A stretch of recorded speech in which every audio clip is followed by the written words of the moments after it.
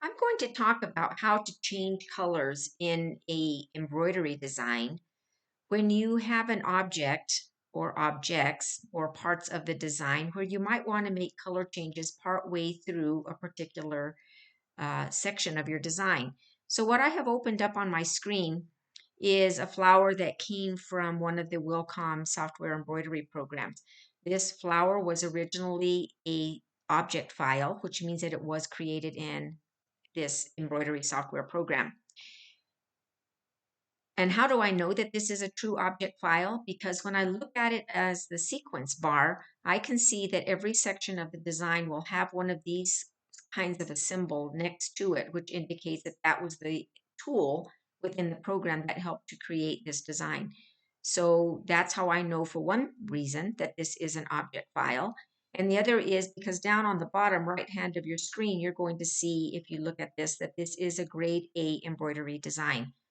Again, because it's an original object file. I also saved this design as a stitch file. In other words, I exported it as a stitch file and I opened it up on the screen right here to be ready for this demonstration. Here it's a Janome Jeff file. And we're going to see that even though it's the exact same design visually, over here, when we look at the sequence bar, we've got this little symbol next to all of the different sections of the design. And we're going to see this little symbol, which basically indicates that these are stitches. And the program doesn't really know what to call these kinds of stitches. It doesn't have any stitch information as to what the objects actually are. So whenever we decide that we want to start changing the color midway through the design, and what I'm talking about right now is, let's say we've got this yellow section here, or maybe the pink section within here that we want it to have some gradation in the color. Maybe we want a couple of different shades of pink instead of it just being one solid pink. Or maybe we want this yellow section to have a couple of different shades of yellow within it. So depending on whether or not you're working with an object file, true embroidery design, or a stitch file will determine how we're going to go about doing this most successfully. First of all, let's look at the object file. Now, because this is an object file, this is going to be a little bit simpler to do. Let's take a look at the second section of the design, which is the bright yellow or the light yellow that's around here. What I'm going to do is I'm going to unhide everything else that I'm not looking at. And we've got a real handy tool in the program, which is called the knife tool, that we can use to do this little tip. So we've got the object selected. We will come into our Edit Object toolbar and turn on the knife tool. And when we do that, we're going to see that we've got this bright pink outline and we've got a little chisel, which indicates the knife, pop up on the screen. And what I'm going to do now is I'm just going to use this knife and I'm going to come to a couple of different sections. I'm sort of following the stitch angles of this object so that I'm breaking it apart in a somewhat pleasing manner. And I'm just clicking, all right? And I'm going to hit the Enter key. And what we will now see on the key on the sequence bar is that what was once one big object is now 5 different pieces, right? And now what I could do with these 5 different pieces is I could select, let's say, 2 of them and change them from light yellow to darker yellow. So that's how easy it would be to change colors on an object file. Now, the other thing that you might want to do with this is probably sequence them together. So once you've got those pieces broken apart, you could select, let's say we want all the light yellow to stitch first. So I would select these 2 and I would just move them up a step. So now all the light yellows are stitching next to each other and the dark yellows will stitch last. Well, when you do this, you do know that you're going to have some jumps happening in here and tie-ins and tie-offs that have to also be dealt with. So I'm not really going to be talking about how to add in some run lines to connect the first section pieces together, but I might do that at a later time. All right, so that's how easy that would be to do this in. Oops, I want to unhide all. So we see our design like that. Okay, let's come back to the Jeff version of this design. So here, same yellow section, I'm going to go ahead and select it. I'm going to unhide everything else so that we only see this. This time, when I select the object, I also want to show you something else that will happen with this. When I look at this with the true view turned off, it's going to turn bright pink, right? All right. That's not that relevant to this, but if I want to come to the knife shape, what was bright pink just in the stitch view is now quite different. Remember what the other one looked like? It just had that bright pink around the outside edge of the shape, which was showing the wire line of the shape. This time, every single thing is highlighted like this. I'm going to use the knife tool again, and I'm just going to cut a couple of different sections to demonstrate what's happening here. When I hit the Enter key, now you don't see much because we're not in True View, but if I turn the True View on, look what it did to the design. It wrecked it, in my opinion. It changed all of those satin stitches into something very unusual. You know, when we look at it over here in the sequence bar, we can see that it's lots of little pieces, still have that same stitch symbol next to them. Over in object properties, it's still just seeing them as stitches. Compared to over on the Jan file, when we looked at either one of these, we could see that it was, you know, objects that we could actually still change under the fill tab. Still sees them as satins, but we could change them to something different if we wanted to. All right, so that's the difference between trying to use that knife tool on a stitch file as compared to trying to use it on an object file. So obviously this was not the way to go here on the stitch file. So we are going to undo so we don't mess up our design too much. All right, what we're going to use instead is a different tool. And this is one that is using some functions on the keyboard of our computer. All right, and this is called one of the ways that we can travel through a design. So we're going to be using the home and the end button on our keyboard, and we're also going to be using the arrow buttons on our keyboard. The arrow that points to the right is the moving through the design stitch by stitch. The arrow that points down is also moving forward through the design, jumping by 5 stitches. The arrow that points backwards or to the left travels backward through the design 1 stitch at a time. And the arrow that points upward travels backwards through the design 5 stitches at a time. The other tool that we use here is called our, here in our background and display colors, this unsewn stitches right here. On my program, I generally have it set for this dark royal blue because of the type of designs and the colors that I tend to use. The default color in the program is black. And we can change this color to whatever works best with whatever colors we're working with on our screen.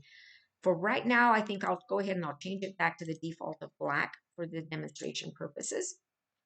So when we are using this traveling technique, we cannot be in true view mode. We have to be in the stitch view mode. The other thing is that when we hit the home key on our button, this design is going to turn black because this is showing stitches that have not yet been sewn. Remember, we're going to be traveling through it and pretend stitching it here on the screen. And we're going to be going stitch by stitch. So I think that what I'm going to do now is I'm going to just be working with this color here that is sort of it's a pink color, and it was the first set of stitches in our design. I'm going to be hitting the forward key just so that you can see what's happening on screen. I think I'm going to turn off my grid so that's not so obvious. Generally, I just kind of zoom in on here. I'm going to be hitting the downward arrow, so I'm jumping through a little bit faster. Wherever that little maze box is, that is showing you where the stitch is at, okay? Pretty soon we're going to get done with all of the underlay, and we're going to be seeing the stitches forming. See them? There they are. I'm going to stop at about right here. I'm going to pick a different shade of pink. I'm going to continue traveling through. You can see that the color has changed. I'll get to about there, and I'll change to a different shade of pink. Continue traveling through. Going to change to another shade of pink. Travel through. Now at this point, what I'm going to do is probably stop right there, and I'm going to go back to the original shade of pink, which was this dusty rose color. And I'm just going to continue walking through. Now you're going to see on the screen that when this pink section gets done, it's going to start on the yellow, and it is stitching this out in yellow, as you can see, which means that because it is a different set of stitches, the program is still recognizing them as different stitches. All right, so we don't have to worry about it changing colors that we don't want necessarily to change. I'm going to hit the end button on my keyboard, which shows that the design has completely been completed. Look at it in true view, and we're going to see these big different shades of pinks. All right, so let's now expand our object toolbar or change it into colors so that we can see the different shades of pink right here. Now you're going to see that when I select that section of pink, even though there are 3 different shades of pink here, the program is still seeing them as one grouped object. You see that?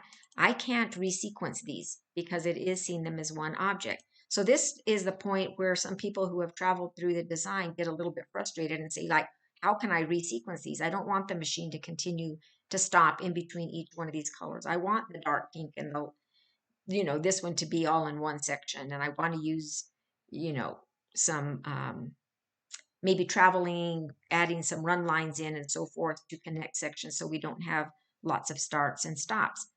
Well, this is what we do with the design at this point, okay?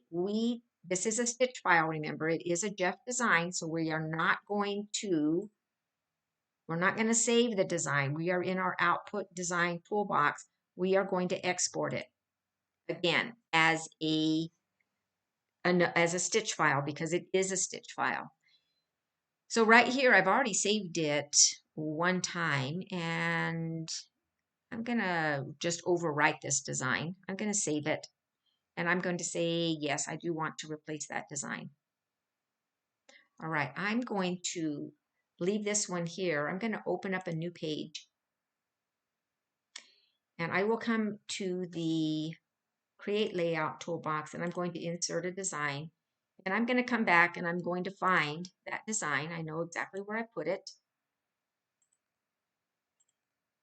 It's going to take me a second to get there. Here it is, flower number 3, Jeff. I'm opening it. It's warning me that it's not a grade A or B, which is okay. So here we have it on screen with its color changes. I have my program set so when I use the Create Layout toolbox and I insert a design, my designs always come in grouped. You can change that if you want to, but I'm going to ungroup it so we can see these pieces here. Now look, now that I saved it again as a new file, in other words, I exported it as a Jeff file, now it went ahead and it let me have these pieces in different sections. So if I wanted to, I could resequence them. Right? So I've got those two together, and I think these two are still, I've got several different shades of pink here. So that's one way that the program sometimes, I'm going to just say this, sometimes you need to export a design file that you have altered like this. Sometimes you need to export it even 2 times to make this break apart actually happen. I have had that happen with several different designs that I've experimented with over the years. I don't have a reason or an explanation for why. Unfortunately, I would like to know that, but I don't have the answer for that. And so, didn't mean to open that. So if you ever encounter a place where you've done this exact same thing by using the traveling through the design and changed the colors of an object into multiple colors, and it has kept them like it was a little while ago. Did I close that? Oh, I think I did. Yeah. This one here, where it kept them stuck together, even though it was saved as a Jeff file, save it once again.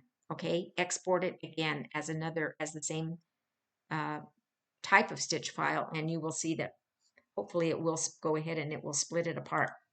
All right, so what would you maybe want to do if you wanted this to not have too many starts and stops? Let's go ahead and just look at this section here. Actually, I'll probably want to see it in, which is the one I want, design 6, where it kept them as pieces. Yeah, so let's go ahead and undo. So this one got moved back down again. We are going to want this piece and this piece to stitch together, right? So let's just show those 2 pieces on screen. Hide, unselected. All right, so one thing that we could do on this is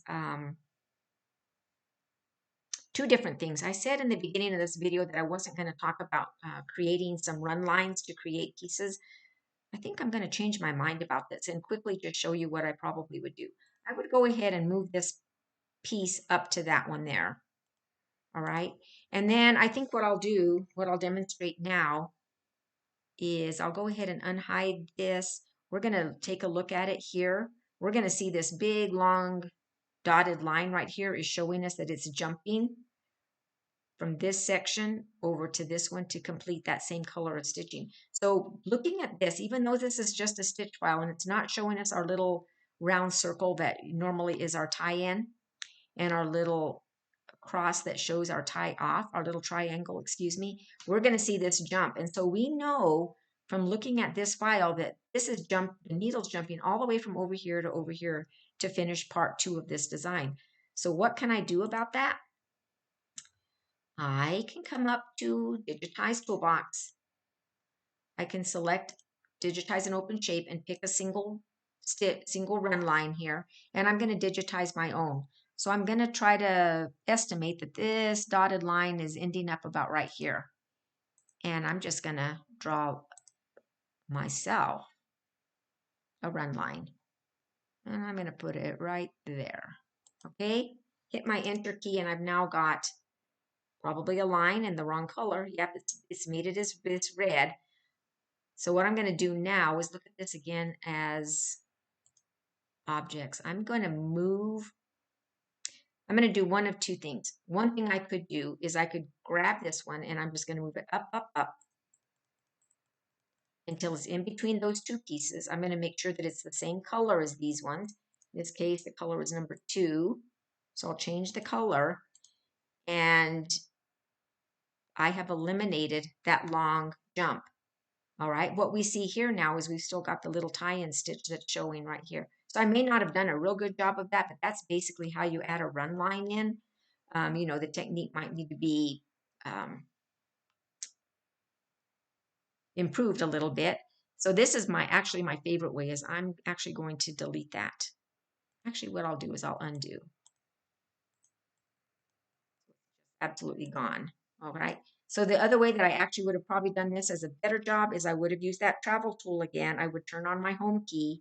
My design has turned blue because this is my default color. I'll start hitting my little forward buttons. I'm going to start walking through the design to get to that spot. All right. Oops, I went too far. Now at this point, I'm going to go stitch by stitch. Now watch what happens. When it gets here, it's jump, jump, jump, jumping. And then it's going to continue stitching, right? So let's go backward. Stitch by stitch. Find where it was going to start to jump. Go ahead and digitize your open line. This little maze box, remember, is showing us where our needles is at. So I'm going to start stitching right here. Start digitizing, I should say. And I'm going to finish digitizing right here. Hit enter.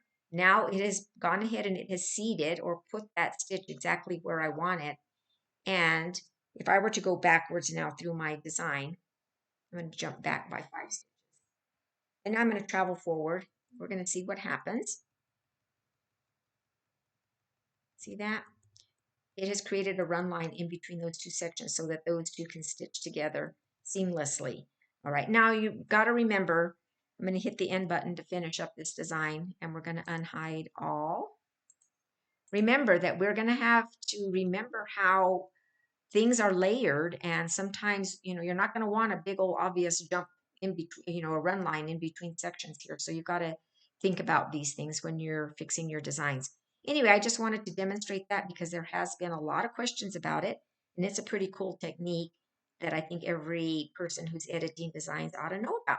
This is Fabiola Martinez. I hope that I was able to show you something that you may not have known before. Thanks for watching. Bye for now.